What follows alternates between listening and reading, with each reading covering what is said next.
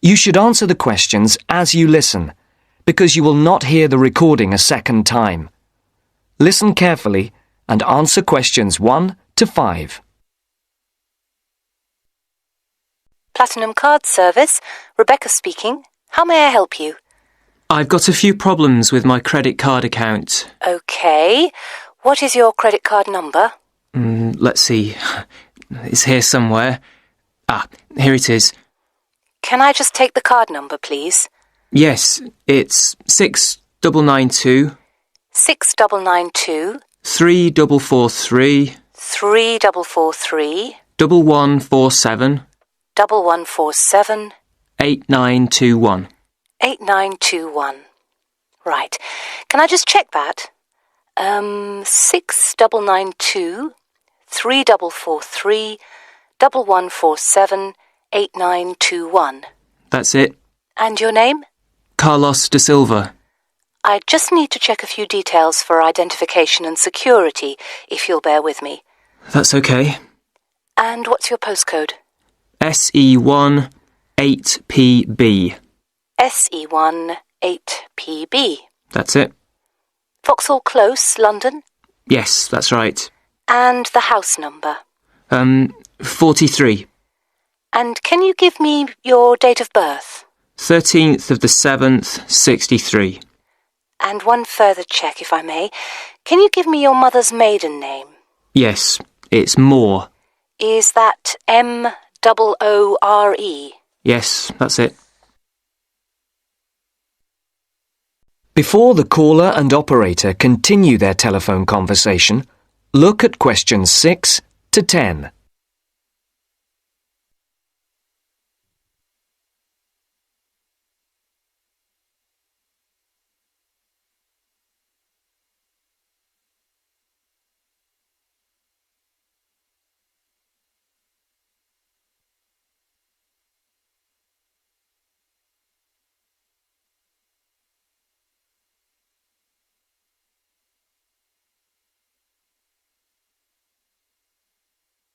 Now listen to the next part of the conversation and answer questions 6 to 10. For these questions, there are 3 alternatives: A, B, and C. Decide which alternative is the most suitable answer and circle the correct letter. Yes. Now, can we get on with this? Yes, sir, certainly. I'm sure you'll appreciate that all these checks are necessary for security reasons. So, what exactly is the problem? Problems? Okay. Well, first, your computer seems to have gone mad. I sent you £500 and on the statement for the account it shows that I only paid £300. Yes. The account does only show £300 was paid. Well, I paid the £500 in at the bank and I have my receipt, and my bank statement shows that £500 has been taken from my account. Oh, I see. What I'll do is check with the bank and see what they say. OK. You said there was something else? Yes, as if that wasn't enough. My account shows that £107.27 was paid to a company called Pan Express. I don't know who this is. Let's have a look. Well, it is genuine. I can assure you it's not mine. It was made on the evening of the 12th of May. Maybe it's a restaurant bill you forgot about? There's no way that... Oh, wait, hold on. Yes. Oh, it's okay. I've just realised what it is. It is a restaurant bill. The name of the company is different from the name of the restaurant. My mistake. I'm sorry. That's okay. Was there anything else? I don't know if I dare. What is it anyway? Well, it's, the amount of interest seems to have gone up. If you look at your statement for April, you'll see that the rate went down from 16.27% to 14.99% that month. Oh, yes, you're right. Was that everything? Yes, basically it is. Okay. And can you check my payment? Oh yes, I'll do it. Can I phone you back? I'll be at home for the next 2 hours. I have to leave at 11. Right. What's your number? 020 7989 7182. Hold on. 020 7979? No, it's 7989 and then 7182. So it's 020 7989 7182. Yes, that's it. OK, I'll phone you straight back. Thanks. Bye.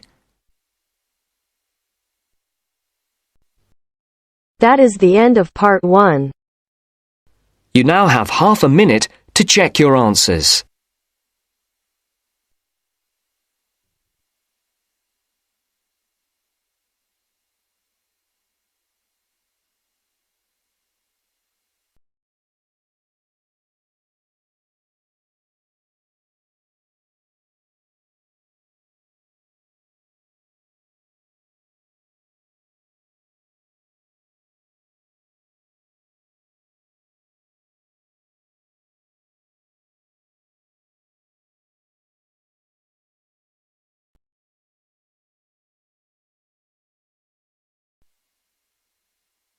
Now turns to part 2.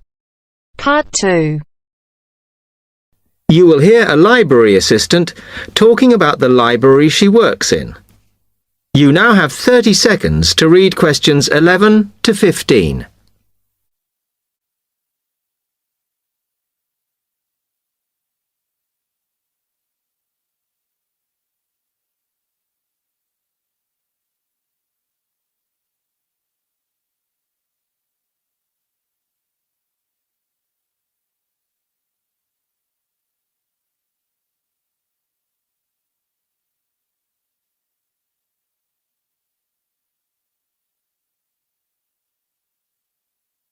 Hi, can I help you? Yes. I wanted to join the library. Okay.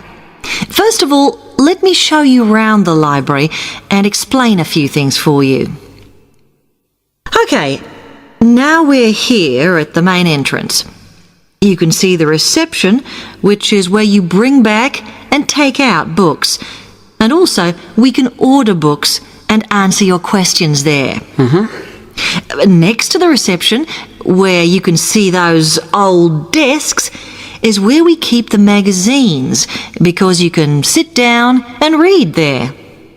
They're divided into sections for sciences, geography, arts, etc.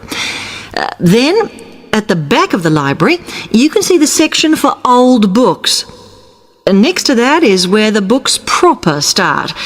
That used to be the science section, but now on those shelves you'll find the art section. We had a big reorganisation in the summer, which I think has made it clearer. The numbering is standard, so you should be able to find what you want quite easily.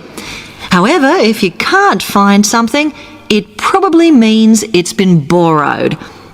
Okay, then in the corner next to the reference section is where we thought it was quietest and away from the phones and printers and things, so we've put the study desks there. They all have computer access if you need it for your laptop. We do ask that you don't just read magazines there, though.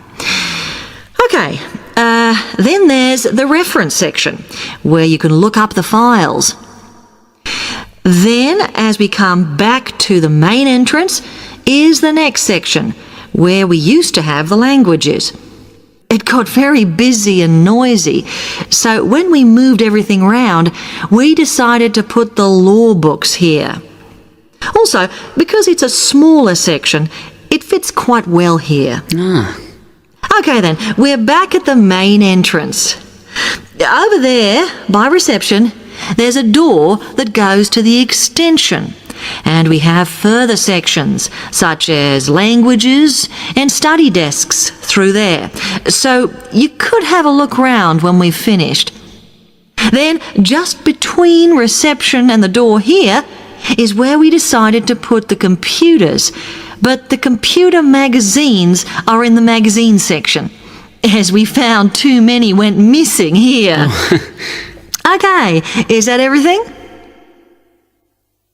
You now have 30 seconds to read questions 16 to 20.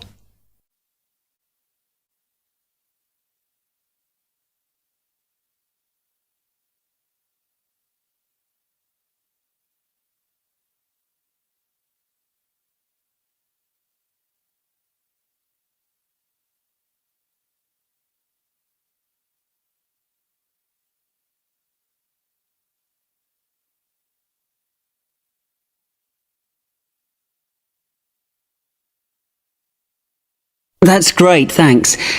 Can you just tell me a bit about borrowing and the rules and whatever? Of course.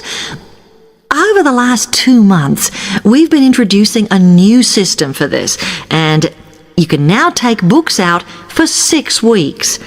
That's generally enough for most people. We usually get books back within 30 days. Of course, you may decide to renew the period. You used to have to come in to get the book stamped because we don't like doing it over the phone as there's no record of it. But now you can do all that via email. Oh. If you do forget to renew, then we do make a charge, I'm afraid. That helps our costs, of course, but we do insist on it. The good news is that there is only one charge. I know some libraries charge £1 for 1 week and then it goes up with each week it's late. We ask for £1.50 as we think that's high enough to stop people being overdue. The other thing you may want to know is what you do about books that are not on the shelves.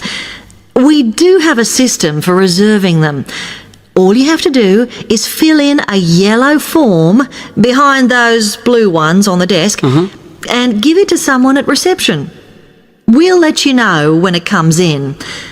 Also, sometimes you will need a journal article that we don't have but can get from other libraries. So we offer an ordering service if you need it. Now, if you'd like to fill in this form here.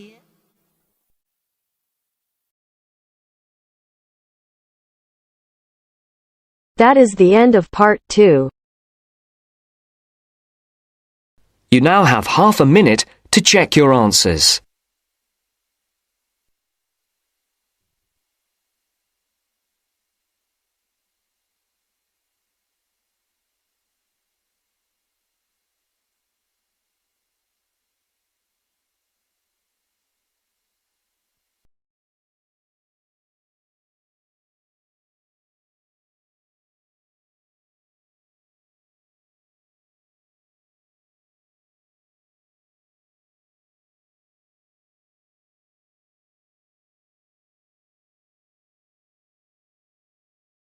Now turns to part 3. Part 3. You will hear a business studies student called Sam talking to his tutor about an IT project he is going to do for a local company called Turner's. First, you have some time to look at questions 21 to 26.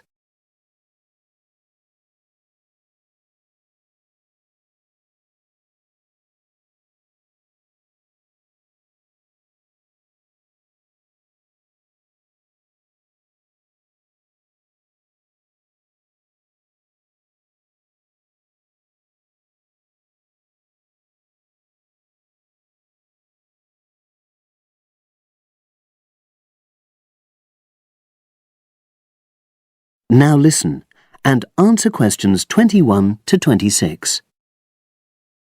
Hello, Sam. Come in and sit down. Thanks. You're here to discuss your company-based IT project, aren't you? Yes, I've been to see the manager and he's given me a lot of ideas about projects that the company would find useful, but I wanted to ask your opinion about them before I choose one. Yes, that's fine. Now, this company's called Turner's, isn't it? That's right. It's a small engineering company. They make machine components for trade use. They're well established. They started in 1976, but they're a bit old-fashioned. Okay. And what kind of projects did Turner's suggest you could do for the company? Well, they want some improvements made to their customer database. The one that they've got at the moment isn't very useful in some ways. I had a quick look at it. That would be a very straightforward project, and it'd be simple enough to evaluate, but I don't think you'd get enough out of a project like that. You wouldn't learn anything new. Well, another project they suggested is to do with their online sales catalogue. At the moment, customers can look at their products, but they can't actually order them online, which must affect their competitiveness. But I said I thought it would take too long. It's quite a big task. You're right, it's too much for the time you've got. It's a pity, though. Then they want some help with their payroll system. At the moment, the way they calculate pay involves a lot of manual accounting. I suggested they could have a system where employees register electronically when they arrive and leave work, so the hours they do could be transferred automatically. I think you'd get a lot out of a project like that. It would extend your skills, but it wouldn't be too much to take on. A student did something similar a couple of years ago, but this is slightly different. Well, then they need help with their stock inventory. They do everything manually. Really? Yes, and it takes so much time. It's probably very inaccurate, too. An electronic inventory would probably be the biggest single benefit for the company. I'm surprised they haven't had it done before. I know. Then they wanted to improve their internal security.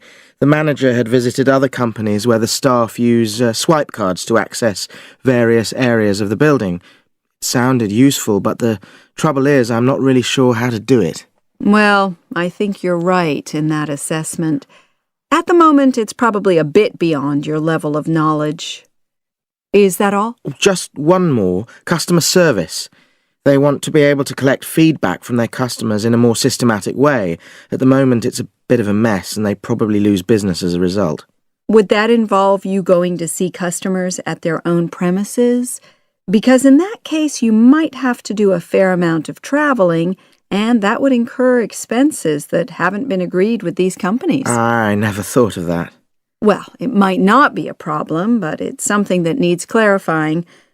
Well, I hope that's been helpful in narrowing down the options. Yes, it has, thanks. I'll be able to make a decision now. But while I'm here, can I talk to you about coursework? Sure. Now you have some time to look at questions 27 to 30.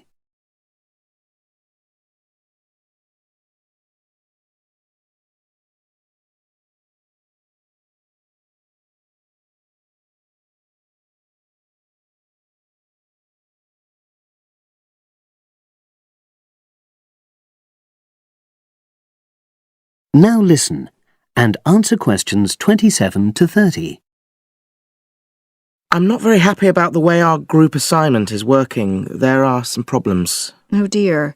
Are people just not getting on with each other? That's the worst thing. Actually, we're all friends. It's not that. But when we're having a discussion about the assignment, one or two people end up doing all the talking and the rest don't say anything. It's a bit frustrating because we need plenty of debate. Well, that's a common observation.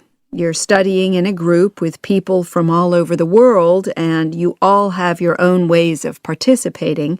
In some places, students are more used to listening than talking, and vice versa. I suppose you're right. I'll try to remember that. Does everyone pull their weight as far as sharing the workload is concerned? I'd say they do, yes. And our group elected a leader. She's very good at making sure no one's overloaded. But personally, I feel that there are just too many of us in the group. Whenever we try to arrange a meeting, there's always at least one person who can't make it. It's not anyone's fault, it's just that we've all got slightly different timetables. Well, I'm glad you've talked to me about it. Feedback is always useful. Is there anything else you're concerned about? There are a couple of problems with lecturers that all the students are talking about.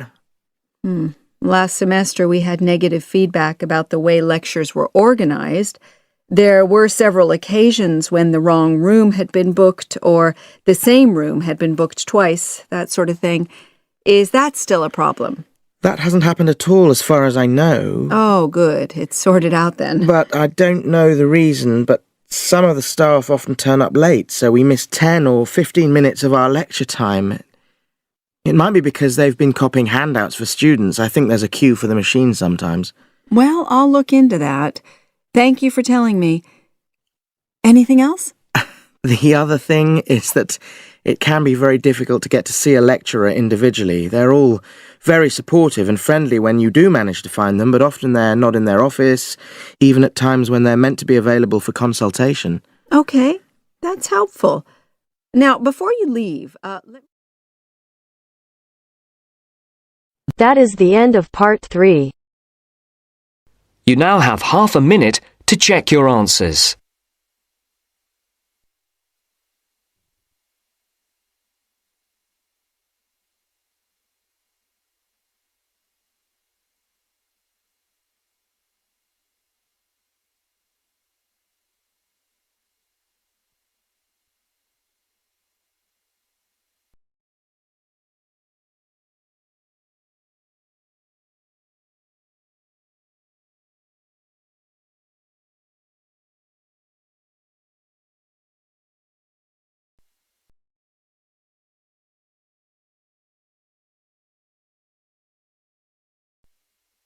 Now turns to part 4.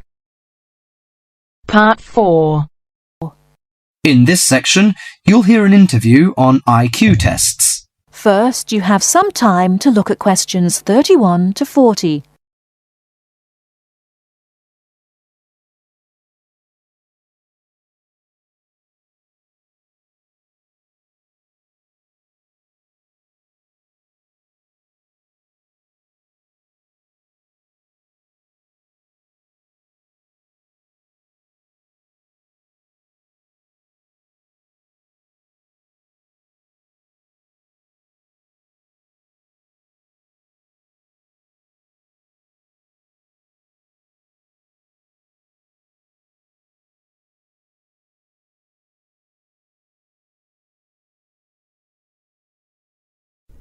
Now, listen carefully and answer questions 31 to 40. Mrs. Kellerman, a specialist in child psychology, is interviewed by Bridget. Mrs. Kellerman, why is it that some children perform much better than others at school? Obviously, it can't be denied that certain children are brighter than others, but it's not as simple as that. A lot of emphasis is placed on intelligence measured by tests, so-called IQ tests, which only measure certain types of intelligence, such as basically linguistic and numerical skills, or reading and mathematics to put it plainly, which is unfortunate because some children are bound to suffer. A good example was a friend of mine's son who was kept out of the top class at school because of his average IQ. That's around 100. His father, though he had no idea his son was going to be an architect, always said he was a clever child. Apparently, he was able to picture things in his mind and draw accurately at a very early age. The point is that his university life might not have been so difficult if his ability had been recognized sooner. What you're saying, then, is that some children have abilities that are not easy to measure, that aren't appreciated by many schools. Precisely. And if these schools are not spotted sufficiently early, they cannot be developed. That's why, in my view, there are so many unhappy adults in the world. They are not doing the things they are best at. What are those other kinds of intelligence? How can we recognize them in our children? Well, take musical talent. Many children never get the chance to learn to play an instrument, but while they might not become great artists or composers, they may get a lot of pleasure and satisfaction. Musically gifted children are fascinated by all kinds of sounds, car horns, animal noises, and so on, and they can easily recognize tunes and sing them in key. How can a parent encourage them? Sing to them and teach them new songs. Buy a piano, or even a cheap instrument such as a recorder. If you can afford it, send them to music lessons as soon as possible. Play recordings of different instruments to them. What about a child who is good at sport? Could that be described as a form of intelligence? Most certainly. We psychologists call it motor or bodily intelligence. These children move gracefully and handle objects skillfully. A child who finds it easy to take things apart and use various tools may well become an engineer with the right encouragement. We should give them models to make and take them to science museums. However, unless these children are also good with words and numbers, they will probably not do well in school examinations. Is there anything a parent can do to help in this case? Yes, it may be worth spending money on private lessons, but, hardly anyone is good at everything. In my opinion, a child should be judged on his individual talents. After all, being happy in life is putting your skills to good use, no matter what they are.